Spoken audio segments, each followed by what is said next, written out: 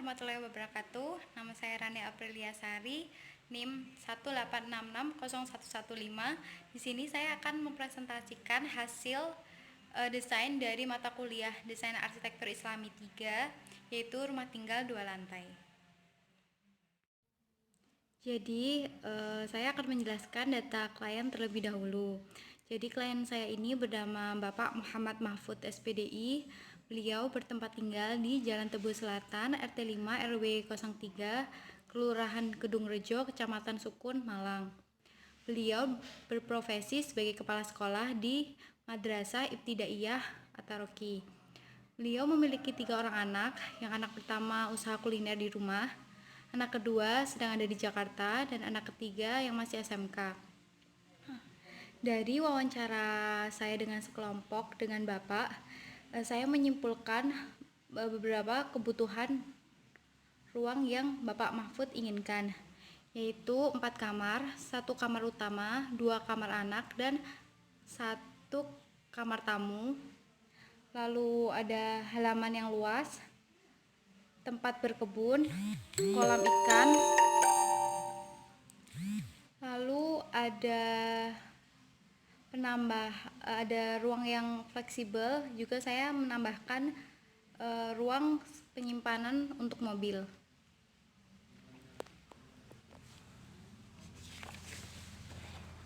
Lalu yang kedua, saya akan menjelaskan tentang data tapak.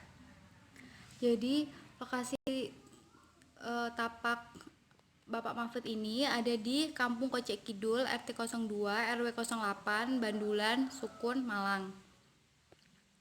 Untuk view dari lahan yang akan Bapak Mahfud bangun rumah, ada di sebelah utara yaitu rumah warga, di sebelah selatan ada sawah, dan sebelah timur ada perumahan, dan sebelah barat ada sawah dan juga rumah-rumah warga. Jadi potensi untuk tapak Bapak Mahfud itu, area tapak ini tuh masih asri, tingkat kebisingannya juga masih rendah. Lalu view barat dan juga view timur itu adalah gunung. Untuk kekurangan dari tapak beliau ini, itu jauh dari pusat kota, juga masih berupa area persawahan, jadi fasilitas atau sarana dan prasarana masih belum mendukung. Jadi lahan Bapak Mahfud ini berukuran 20 x 10 meter, yaitu 200 meter kuadrat. Lalu ini adalah data tentang angin yang ada di Kecamatan Sukun. Ada juga curah hujan. Lalu vegetasi yang ada di tapak beliau, yaitu ada padi, ada ilalang, ada pohon pisang, juga ada rumput. Lalu ada kebisingan. Jadi kebisingan terbesar berada di sebelah utara, yaitu jalan umum. Lalu di sini juga kita bisa lihat aksesnya dari Jalan Raya Bandulan ke jalan untuk mengakses tapak Bapak Mahfud. Yang ketiga penjelasannya yaitu tagline. Jadi tagline saya adalah simbiosis. Simbiosis secara filosofis itu adalah pencampuran 2 unsur budaya yang berbeda dalam satu entitas dalam keadaan kedua unsur tersebut masih independen, namun saling menguntungkan satu sama lain. Mengapa saya mengambil tagline simbiosis? Karena setelah proses wawancara dengan klien dan mengetahui keinginan beliau, yaitu menginginkan rumah model Jepara, yaitu rumah joglo, namun tetap memadukan bahan-bahan modern tanpa menghilangkan konsep klasik dari rumah joglo itu sendiri. Dan beliau juga menginginkan perabot yang berasal dari bambu dan bergaya klasik. Gambaran dari Bapak Mahfud yang memiliki jiwa-jiwa seni, juga keinginan beliau untuk membangkitkan suasana masa kecil beliau yang masih klasik. Maka dari itu, dalam simbiosis ini saya menggabungkan dua masa, yaitu masa lampau dan juga masa modern atau masa sekarang. Masa lampau itu keinginan rumah klasik joglo untuk merasakan suasana zaman dulu. Jadi saya mempresentasikan ciri dan makna dari joglo itu sendiri, rumah joglo itu sendiri. Dan untuk kemodernannya, saya mencampurkan bahan atau material tanpa menghilangkan keklasikan rumah joglo itu sendiri, juga keefisienan, fleksibilitasnya, juga fungsi. Jadi filsafat simbiosis itu mencakup budaya heterogen, manusia dan teknologi, interior dan eksterior, whole dan part, sejarah dan masa sekarang. Jadi saya mengambil sejarah dan masa sekarang itu. Juga ada agama dan ilmu, dan manusia juga alam. Jadi ini adalah konsep dasar dari rumah yang akan dibangun nanti. Tetap saya menggunakan simbiosis seperti tagline yang sebelumnya. Jadi simbiosis memiliki konsep menyatukan elemen-elemen berbeda dalam rancangan. Dalam ruang lingkup Jawa, penggabungan ini antara rumah tradisional dan rumah modern saat ini. Jadi setelah definisi dari simbiosis ini, timbullah prinsip-prinsip, yaitu ada prinsip merata, dan prinsip merata ini dimaksudkan untuk mendapatkan penghawaan dan pencahayaan dari RTH secara maksimal, karena rumah zaman dulu itu lebih menyatu dengan alam, yaitu semua aspek pencahayaan juga penghawaan berasal dari alam. Jadi saya ingin mempresentasikan itu ke rumah yang akan dibangun nanti. Lalu ada luas, yaitu luasan RTH juga memenuhi kebutuhan klien, karena klien juga menginginkan halaman yang luas. Jadi di sini akan ada beberapa ruang RTH atau ruang terbuka yang luas. Juga akan ada ruang-ruang yang fleksibel seperti yang Bapak Mahfud inginkan. Jadi ruangan akan terkesan luas, namun tetap akan ada penyekat di antara itu agar dapat menciptakan ruang-ruang yang baru. Lalu ada combine. Combine ini pencampuran bahan material, yaitu material alami dan juga modern. Lalu ada pencampuran fungsi yang baru, juga respon komposisi klasik dan modern yang lebih banyak komposisi dari keklasikan itu sendiri. Lalu yang kedua adalah konsep tapak.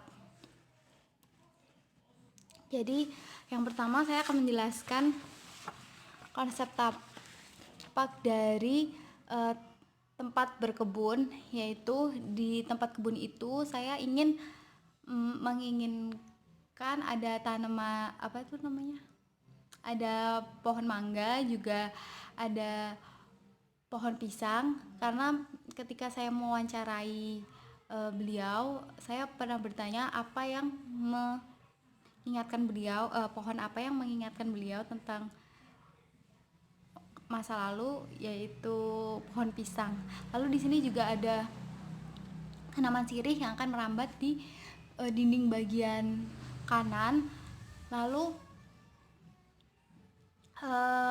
dalam tempat kebun ini pemerataan penanaman sayur dan pohon pada kebun belakang, jadi memaksimalkan ruang yang ada pada tempat kebun tersebut. Lalu memodernkan cara bercocok tanam dengan dibatasi pot kayu yang besar agar memudahkan penanaman jenis sayur dan mengoptimalkan lahan. Jadi lahan akan lebih banyak tanaman-tanaman atau sayuran-sayuran yang akan ditanami di sana secara optimal. Lalu yang kedua adalah taman depan. Di situ saya menambahkan bambu kuning karena bambu kuning lebih merepresentasikan dengan keklasikan. Lalu di situ ada juga lidah mertua dan di sini ada seperti pancuran air juga akan menambah keklasikan dari rumah tersebut.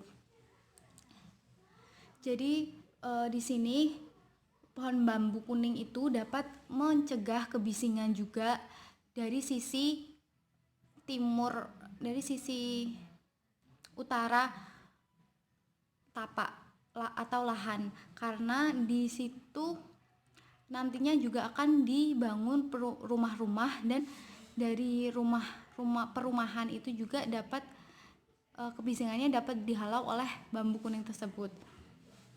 Lalu yang ketiga di sini ada pagar pembuatan pagar pendek supaya view rumah dari dalam maupun luar tidak terlihat batasan atau terkesan luas, karena zaman dulu itu lebih sosialis dengan pemendekan pada pagar, jadi terasa lebih welcome atau lebih sosialis dibandingkan pagar-pagar pada zaman sekarang, yaitu tinggi-tinggi mengidentifikasikan pada keindividualisan. Lalu di sini juga penggunaan material yaitu combine antara batu bata expose, lalu ada kayu, ada stepping, lalu juga ada besi atau pagar yang dikombinasikan kayu dengan besi. Lalu ada juga carport. Jadi di carport ini pembuatan dinding juga rendah karena agar angin yang berasal dari sisi barat dapat masuk ke halaman rumah, ke teras rumah dan juga ke carport. Lalu di carport itu saya menggunakan paving block agar air dapat merata dan terestap dengan tanah. Lalu ada juga di situ penggunaan stepping, juga penutup carport itu sebagai tren yang dipadukan dengan rumah gaya klasik.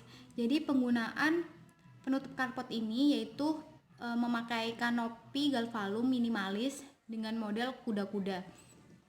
Lalu ada yang kelima ada kolam. Jadi kolam ini terkesan lebih modern karena menggunakan batu alam, terus ada juga roster dan bentuknya juga lebih tegas dan kuat karena memiliki sudut yang tajam. Peletakan pohon di area RTHN ini untuk mengurangi besaran angin yang berasal dari barat untuk yang menerpa bangunan agar tidak berdampak buruk juga.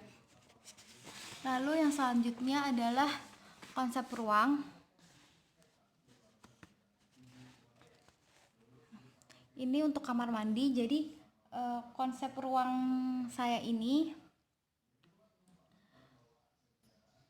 penyediaan ruang yang standar, yaitu untuk standar kamar mandi yaitu 1,5 kali 2, untuk garasi 3,5 kali 3 kali 5, dan untuk standar ruangan seperti kamar, lalu ruang keluarga juga ruang tamu itu 3 kali 3 sama dengan 9 meter kuadrat.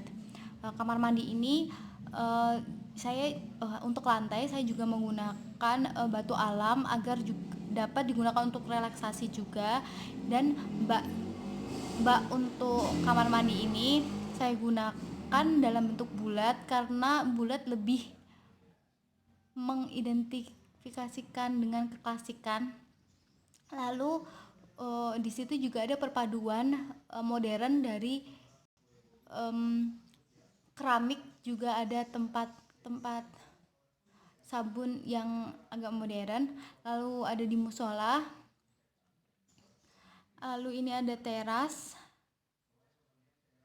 Di teras ini dindingnya masih terbuka. Untuk dinding ini perpaduan antara kayu dengan bata ekspos. Untuk lebih menonjolkan keklasikan itu juga saya menambahkan tempat duduk karena untuk rumah joglo itu lebih sering berkumpul di teras. Lalu ada carport, di sini ada ruang tamu, lalu ada ruang keluarga, dan ini dapur dan ruang makan dijadikan satu. Lalu ada kamar utama. Jadi di sini saya lebih memperbanyak warna-warna membumi, yaitu seperti coklat, karena lebih asri. Lalu di sini juga ada konsep bentuk. Jadi konsep bentuk ini saya tercipta dari solusi-solusi dari proses analisis dari terkait permasalahan pada tapak atau lahan. Jadi seperti yang depan ini,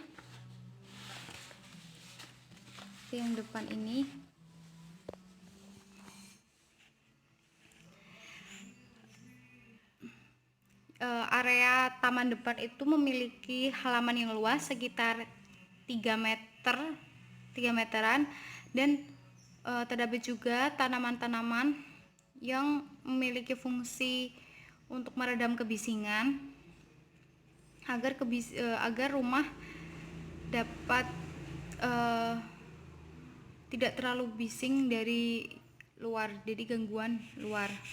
Lalu untuk bagian sini yaitu kolam. Di kolam ini juga untuk relaksasi karena gemericik dari air tersebut. Lalu ada juga di sini sebenarnya ada tanaman-tanaman untuk mengurangi besaran angin yang menerpa bangunan. Tapi untuk memudahkan melihat tampak atau bagian samping dari rumah, saya menghilangkan pohon-pohon itu sementara. Lalu untuk bagian belakang atau bagian kebun, di sini dapat dilihat lantai 2-nya juga seperti ini.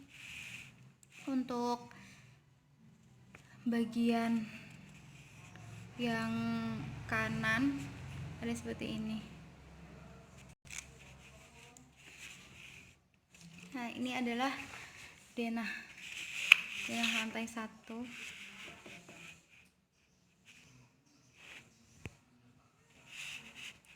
Jadi luas untuk taman depan adalah 4 meter, dan sebelah ini adalah 6 meter. Lalu lebaran untuk teras itu yaitu 4 kali 3. Lalu ada carport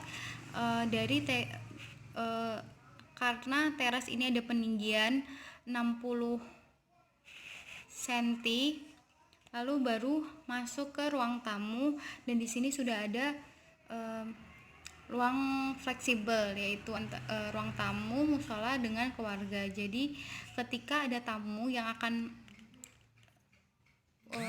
berkeinginan untuk sholat, jadi langsung bisa sholat di sini. Juga untuk wudhunya bisa berada di kamar mandi sebelah musola.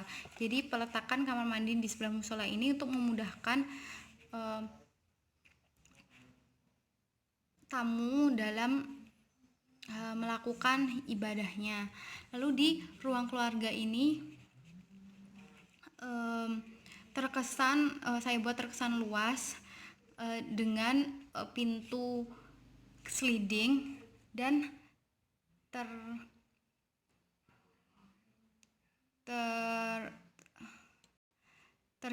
tergabung dengan teras kecil di samping rumah, juga area kolam.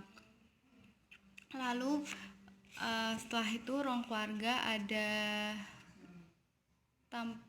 tempat makan, lalu di sini ada tempat jemur dan ada tempat cuci. Di sini ada ruang utama, lalu bisa turun ke tempat berkebun. Untuk lantai 2-nya di sini adalah kamar-kamar yang digunakan oleh anak-anak, juga ruang tamu, karena ini adalah rumah yang akan dipakai klien untuk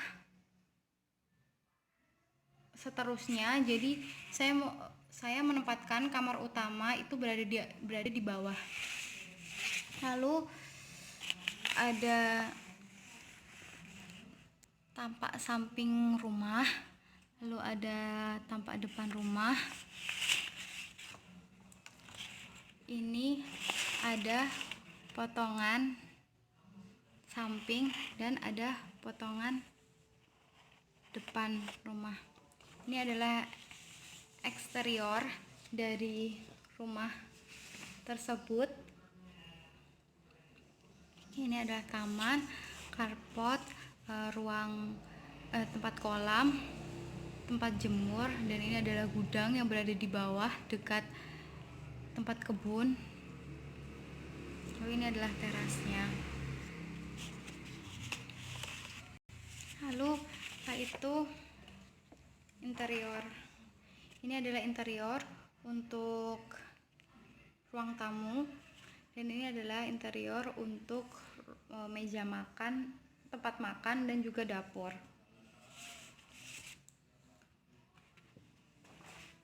Setelah itu ada detail arsitekturnya. Jadi saya ini tuh mendetailkan jendela kayu. Jendela kayu itu nanti akan berbentuk putar, jadi dapat diputar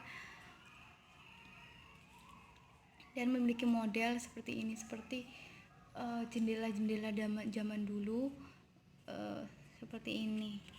Jadi untuk pagar juga saya menggunakan kayu, namun tetap dikreasi supaya lebih tampak modern, tapi tetap menggunakan bahan yang alami. Juga nanti juga akan ada roster di area kolam, dan area kolam ini lebih ke modern daripada ke klasik, tapi tetap saya kasih unsur-unsur bata expose supaya menunjang. Lalu di bagian depan rumah atau bagian ruang tamu juga musola itu saya menggunakan setengah bata expose dan setengah kayu, untuk jika orang dari luar memandang rumah tersebut akan berpikiran keklasikan itu ada. Lalu ini adalah side plan